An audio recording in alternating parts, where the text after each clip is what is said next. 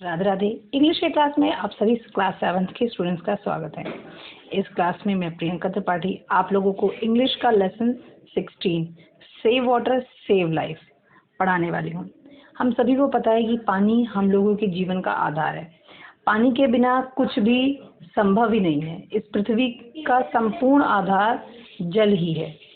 इसीलिए रहीमदास जी ने भी कहा है कि रहीमन पानी राखिए बिन पानी सब सून, पानी बिना न उबरे मोती मानस चून।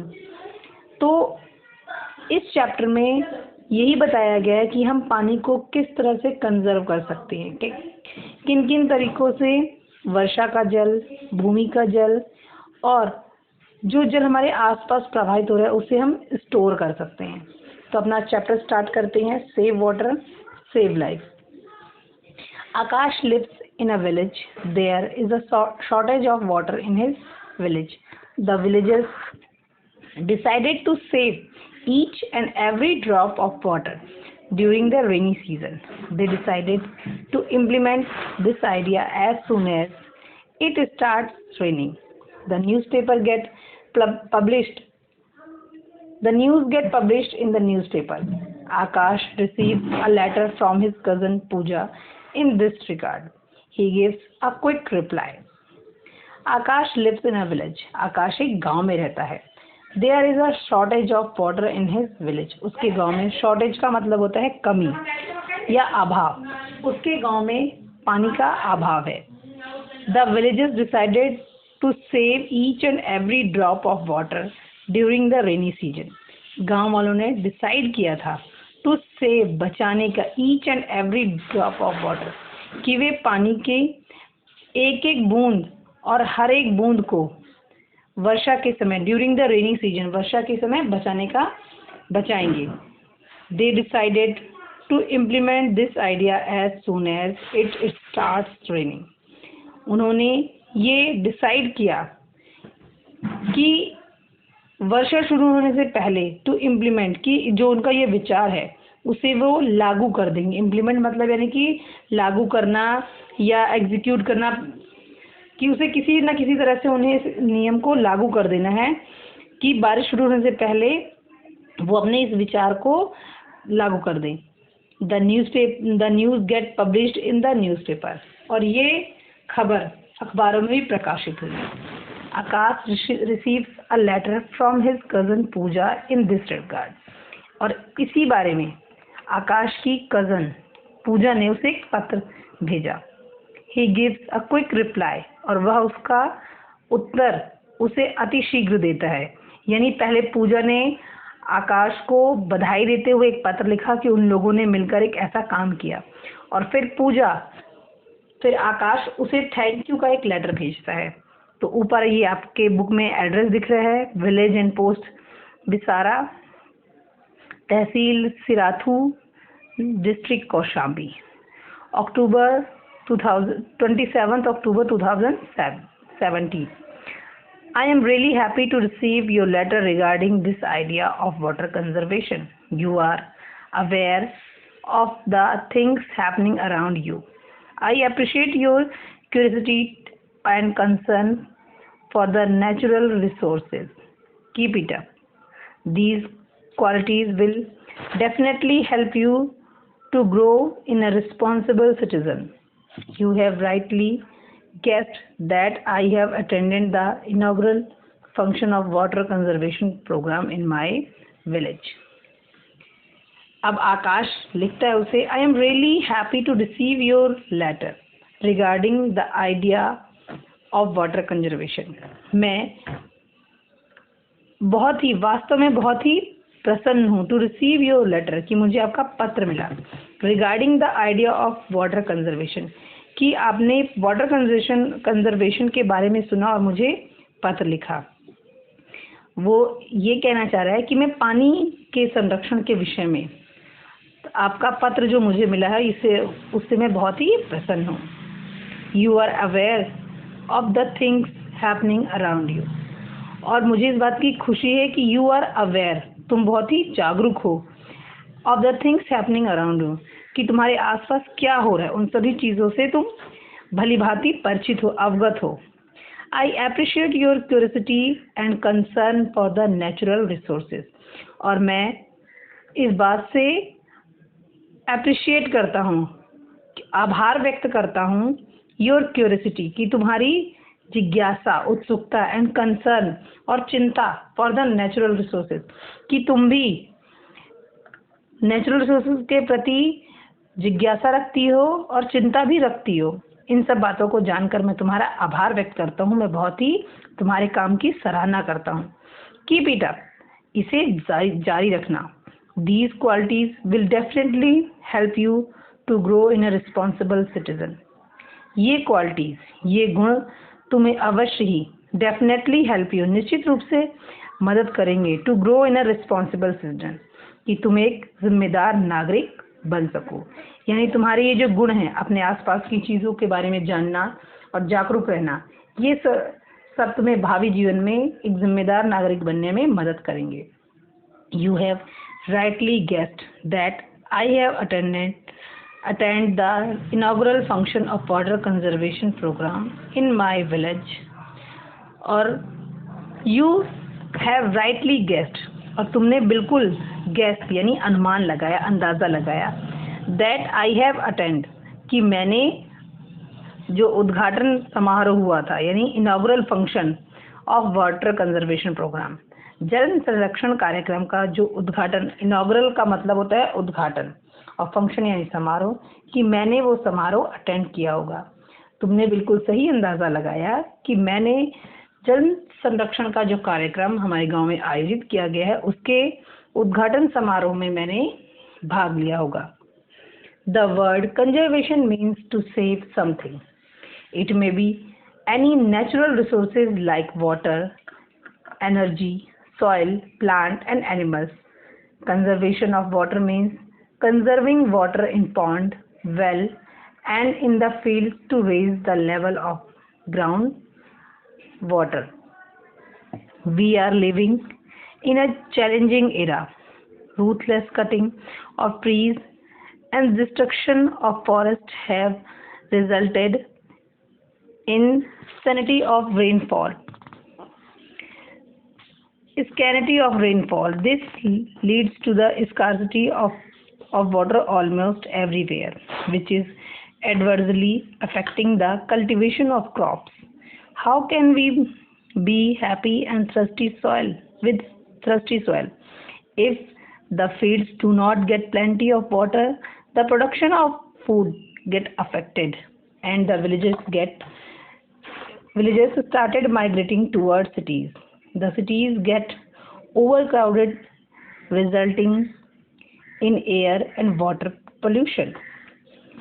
यहाँ पर आकाश पूजा से कहता है, the word conservation means to save something, कि शब्द conservation यानी संरक्षण शब्द का मतलब है to save something, कि कुछ भी बचाना।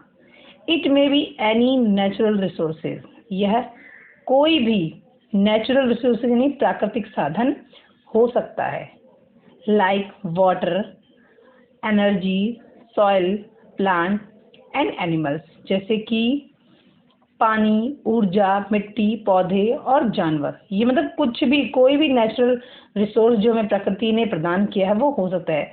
नेचुरल रिसोर्स का मतलब होता है जो ऐसी चीज़ें जो मानव को जीवित रहने के लिए स्वतंत्र रूप से प्रकृति में उपलब्ध हैं, यानी जिसे परमात्मा ने इस प्रकृति में पहले से ही हमारे जीवन को आसान और सुलभ बनाने के लिए पहले से ही हमें इस धरती पर दिया हुआ है।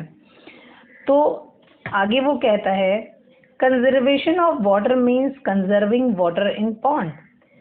संरक्षण ऑफ वाटर यानी जल संरक्षण का मतलब है कि पानी को संरक्षित करना, कंजर्विंग यानी संरक्षित करना, इन पॉन्ड तालाब में, वेल्स कुओं में, एंड इन द फील्ड और खेतों में यानी ज़मीन पर, to raise the level of ground water, ताकि हम जो भूमिगत जल है उसका लेवल, उसका स्तर ऊपर कर सकें। अक्सर आप लोगों ने सुना होगा, गर्मियों में लोग कहते हैं कि अब किसी गांव में भी, कई गांव में अक्सर सुनते हैं कि नल से पानी निकलना बंद हो गया है, क्यों?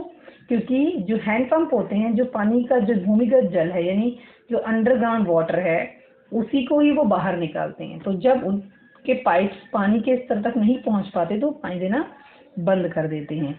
तो यदि पानी को तालाबों में, कुओं में और खेतों में संरक्षित किया जाए, जिससे जल का स्तर ऊपर उठे, तो क्या होगा कि बहुत ज़्यादा गर्मी के समय पर भी पानी की कमी नहीं होगी। हम हर व्यक्ति को यही करना चाहिए। हमारे आसपास अक्सर जब भी बारिश होती है, बारिश का पानी छत से बहकर नाली में, नाली से बहकर बड़े नाले में, उनके थ्रू नदियों में, नदियों से समुद्र में, और समुद्र का पानी हमारे धरातल पर समझ लो इतना सारा है, लेकिन वो हमारे लिए किसी काम का पानी नहीं है। उसे हम पीने के लिए, खेतों की सिंचाई करने के लिए, यहाँ तक कि कपड़े धोने के लिए भी हम उसे इस्तेमाल नहीं कर सकते।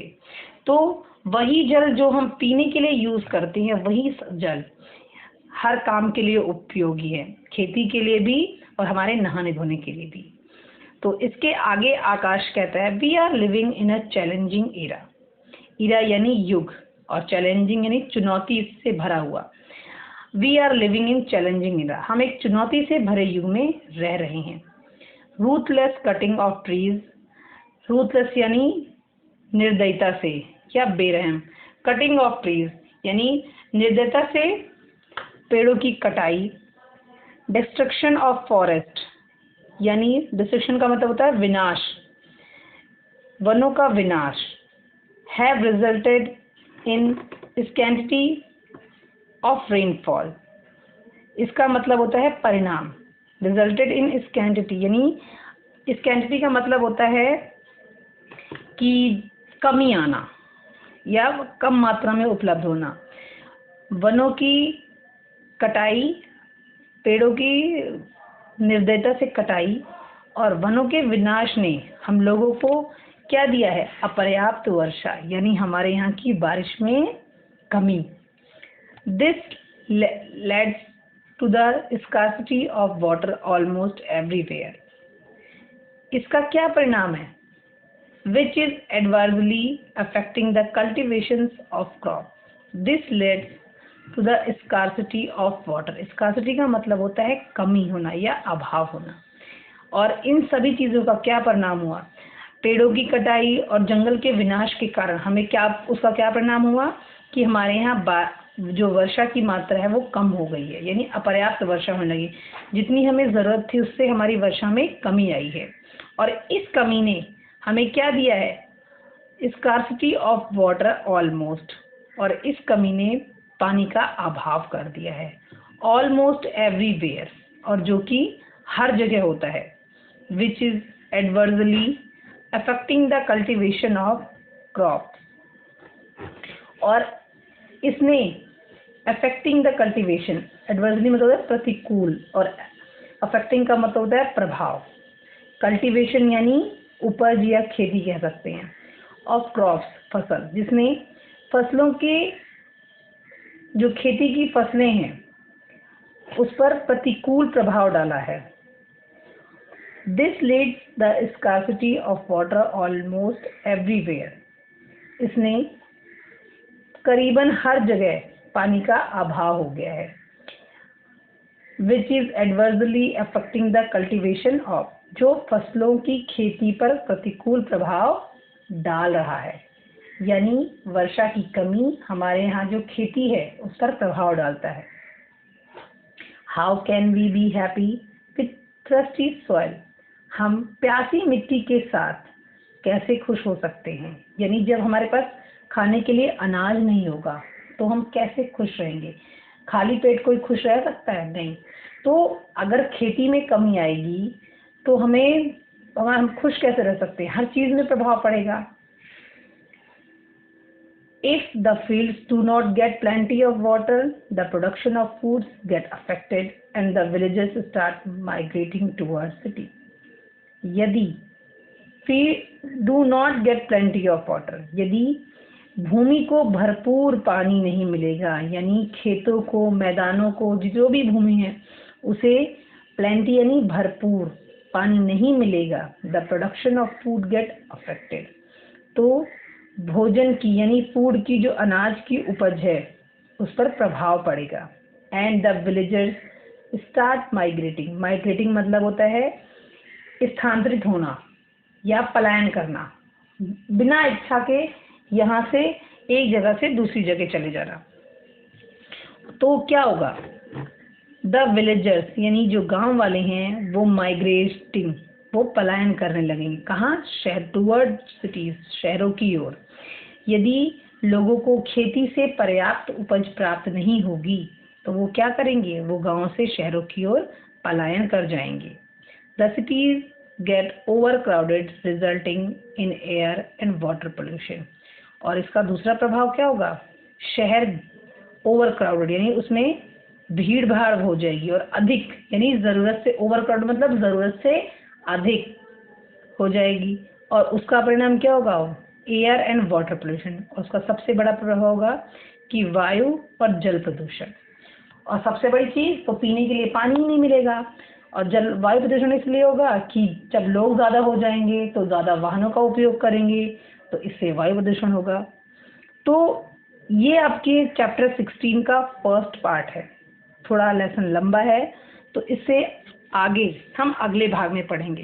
और मुझे उम्मीद है कि आप लोगों को इतना समझ में आया होगा। अगर कोई भी प्रॉब्लम है तो आप लोग मुझसे पूछ लेंगे। आज की क्लास के लिए बस इतना ही। राधे राधे।